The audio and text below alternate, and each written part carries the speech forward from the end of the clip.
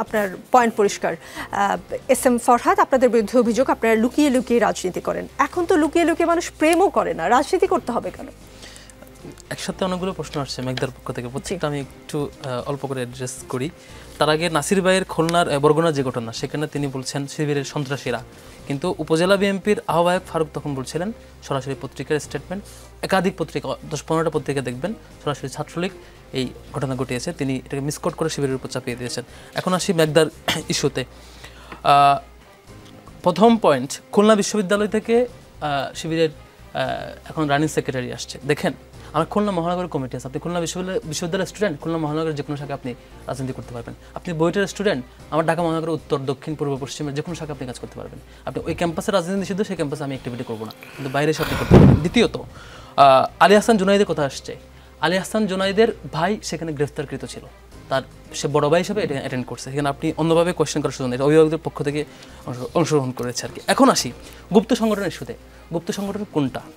মেঘদা যখন ঘোষণা দেয় ফেসবুকে এসে যে আমাদেরকে আন্ডারগ্রাউন্ডে যেতে হবে, আন্ডারগ্রাউন্ডটা বেটার ওয়ে, উল্টা শিবির যখন 1 জানুয়ারি থেকে 11 জানুয়ারির মধ্যে 144টা ইউনিটের সব জায়গায় কমিটি দিয়ে দেয়, ছাত্রদল যখন 5 আগস্ট পরবর্তী সময় থেকে এখন পর্যন্ত কয়েকটা জায়গায় মাত্র কমিটি দিয়েছে, সেখানেও আবার বিলুপ্ত করতে হয়, ককটেল বিস্ফোরণের ঘটনা ঘটে, আর আপনি সেখানে শিবিরকে গুপ্ত বলেন।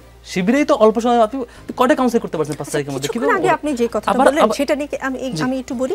আপনি যেটা যে আপনাদের বর্তমান সাধারণ সম্পাদক নুরুল ইসলাম এর কথা বললেন না, তিনি ক্যাম্পাসে শিবির করতেন না, কিন্তু খুলনা মহানগরের সভাপতি ছিলেন, খুলনা মহানগরের শিবিরের সভাপতি ছিলেন। মানে ক্যাম্পাসে উনি পড়বেন কিন্তু বাইরে এসে রাজনীতি করবেন। কিন্তু ছাত্রদল গেটের বাইরে ফর্ম বিতরণ করলে সমস্যা, কোনো সমস্যা নেই, গেটের বাইরে ফর্ম বিতরণ করবে, তাদের নিয়ে প্রোগ্রাম করবে, কোনো সমস্যা নেই। জি, আমি তো এটা কোনোভাবেই আমি দা দিয়ে কোনোটা আমি বিরোধিতা করছি, আপনাদের কোনো সমস্যা নেই। কিন্তু আপনারা রাজনীতি নিষিদ্ধের কথা বলেন, ক্যাম্পাসে ছাত্র রাজনীতি নিষিদ্ধ হলে শিবির গোপনে কাজ করতে পারবে যেহেতু, বা বাইরে খুলনা বিশ্ববিদ্যালয়ে পড়বে কিন্তু বাইরে গিয়ে কাজ করতে পারবে মহানগরে, কাজে ক্যাম্পাসে ছাত্র রাজনীতি নিষিদ্ধ হলে আপনাদের কোনো সমস্যা নেই।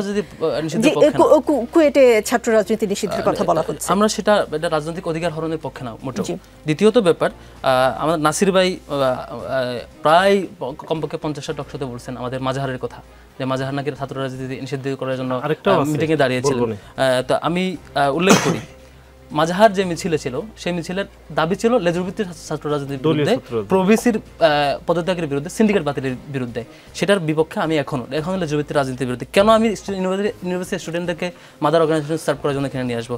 সেই মিছিলে ছাত্রদলের এফ রহমান হলের সহপ্রচার সম্পাদক মোহাম্মদ মেহেদী হাসানও ছিলেন। এটাকে তিনি কিন্তু নাসির ভাই ওন করছেন না, শুধু মাজাহারের কথাটা বারবার কোট করছেন।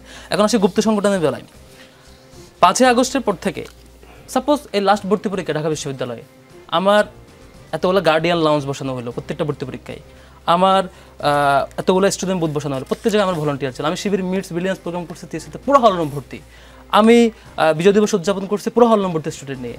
আমি ক্যাম্পাসে এই সকল ফিজিক্যালি চ্যালেঞ্জ স্টুডেন্ট নিয়ে বড় বড় করে প্রোগ্রাম করলাম, সেখানে আমার এত এত এত লোক সবাই অ্যাটেন্ড করে। আর মানে আপনি বাকি সংগঠনগুলো যারা অভিযোগ দিচ্ছে তাদের কি অবস্থা তো আমরা দেখেছি যে কতটুকু। আমি সব কিছু পাবলিকলি করার পর, আমার এত অ্যাক্টিভিটি সব কিছু ওপেন দেখার পর, আপনি সোহরাওয়ার্দীতে আমার কেন্দ্রীয় সদস্য সম্মেলন পাবলিকলি দেখেন, আপনি কেন্দ্রীয় মসজিদ থেকে ঢাকা ইউনিভার্সিটি কেন্দ্রীয় মসজিদ থেকে আমি আমার প্রতিষ্ঠাবার্ষিকী র্যালি দেখেন, আপনি আমার সায়েন্স ফেয়ার দেখেন সোহরাওয়ার্দীতে, এরপর আপনি বলেন গুপ্ত।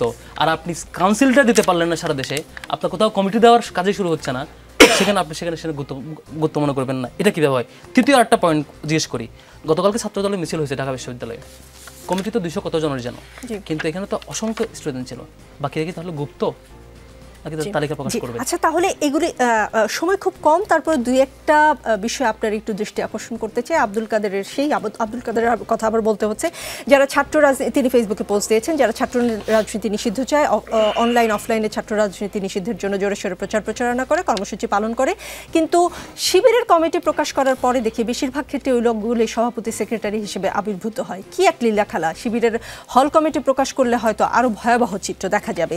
আব্দুল কাদের আরও রেখেছেন, শেখ হাসিনার পতন না হলে আমি আব্দুল কাদেরের কল্লা যাইতো, শিবিরের সাদিক, ফরহাদ সহ আপনার নাম মেনশন করেছে, অন্যান্য স্টেক হোল্ডার দাবিদারদের কিছুই হইতো না, কারণ তারা তো সবাই অদৃশ্য, আন্ডারগ্রাউন্ড থেকে বেরই হইতো না। ইভেন ফেসবুকে একটা অক্ষর লিখে নাই। মানে এই যে অভিযোগগুলো, এই অভিযোগগুলো জি আব্দুল কাদেরকে জিজ্ঞেস করবেন 9 দফাটা কার ফোন নাম্বার থেকে টেক্সট দিয়েছিল। সাদিক কায়েমের ফোন নাম্বার থেকে টেক্সট দিয়েছিল। 9 দফা না শুধু, আব্দুল কাদের যখন বলেছিলেন 9 দফা ঘোষণা, তার আগে শিবিরের বহু লোকের কল্লা চলে গেছে।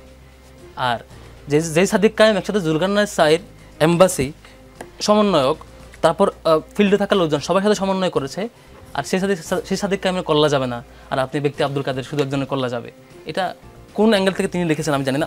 আমি আরেকটা বিষয় আমার অ্যাড্রেস করা মিস হয়ে গেছে। মেঘদা একটা বিষয় বলছেন যে শিবিরের ব্যাপারে আমরা বারবার বলছি, তারা তখন বুঝে নাই, এখন কেন লেজিটিমেট করছে, এখন কেন এর বিরোধিতা করছে।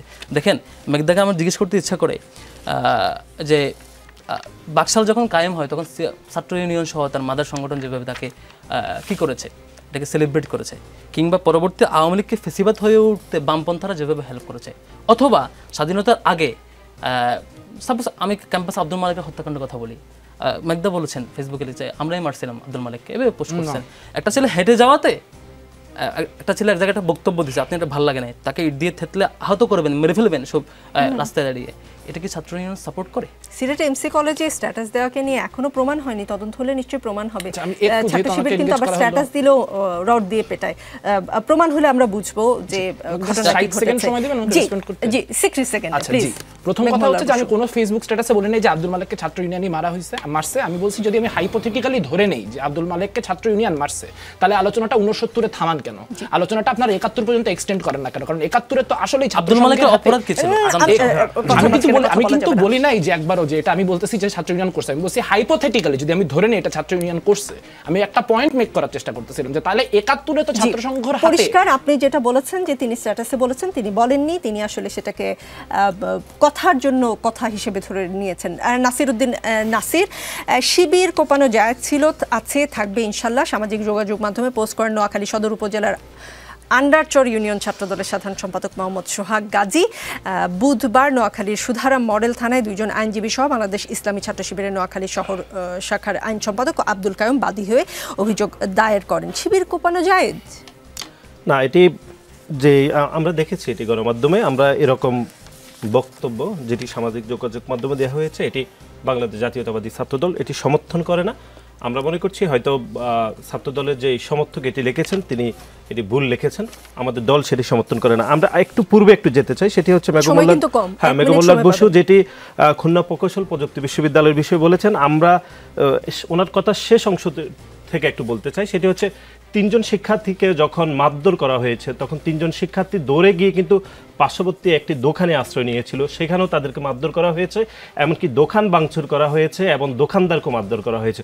তার পরবর্তী সময়ে সেখানে এলাকাবাসীরা, পুরো এলাকাবাসী ওই বৈষম্যবিরোধী ছাত্র আন্দোলনের নেতৃবৃন্দ এবং শিবিরের সন্ত্রাসীদের সাথে এক ধরনের সংঘাতে জড়িয়েছে এবং সেখানে আমাদের যুবদলের একজন নেতাকর্মী সে এলাকাবাসীর পক্ষ হয়ে সংঘাতে জড়িয়েছে, তাকে আমাদের দলের পক্ষ থেকে বহিষ্কার করা হয়েছে। এই তথ্যটি মেঘমুল্লাহ বসু যদি দিতেন সেটি সুবিধা হতো। একই সাথে আমরা যেটি মনে করছি সেটি হচ্ছে শিবির গত 3 থেকে 4 দশক বেশি সময় ধরে বাংলাদেশের শিক্ষাঙ্গনগুলোতে যে রাজনীতি করেছে, আমরা যদি এখানে ছাত্র শিবিরের সাধারণ সম্পাদকের বিষয়ে বলা হচ্ছে, আমরা একটু স্পেসিফিক করতে চাই। আমরা একদম খুব ছোট থেকে যখন আমরা ইন্টারমিডিয়েটে পড়ি তখন থেকে আমরা জানি খুলনা বিশ্ববিদ্যালয়ে একটি রাজনীতিক মুক্ত বিশ্ববিদ্যালয়, কিন্তু সেই বিশ্ববিদ্যালয়ে পড়াশোনা করে এখনকার ছাত্র শিবিরের কেন্দ্রীয় সাধারণ সম্পাদক তিনি কিভাবে ছাত্র শিবিরের সাধারণ সম্পাদক হয়েছেন, কিভাবে রাজনৈতিক মুক্ত একটি বিশ্ববিদ্যালয় থেকে রাজনীতি করে সেটি পৃথিবীর ইতিহাসে সবচেয়ে নির্মম প্রতারণা হয়েছে। আমরা মনে করছি, আপনাকে যেটা প্রশ্ন করেছি শিবির কোপানো জায়েজ না, আমরা তো বলছি না এরকম বক্তব্য আমরা কোনোভাবে সমর্থন করি না, সেটা আমরা বলেছি। আপনারা আপনাদের দল থেকে কোনো ব্যবস্থা গ্রহণ করেছেন?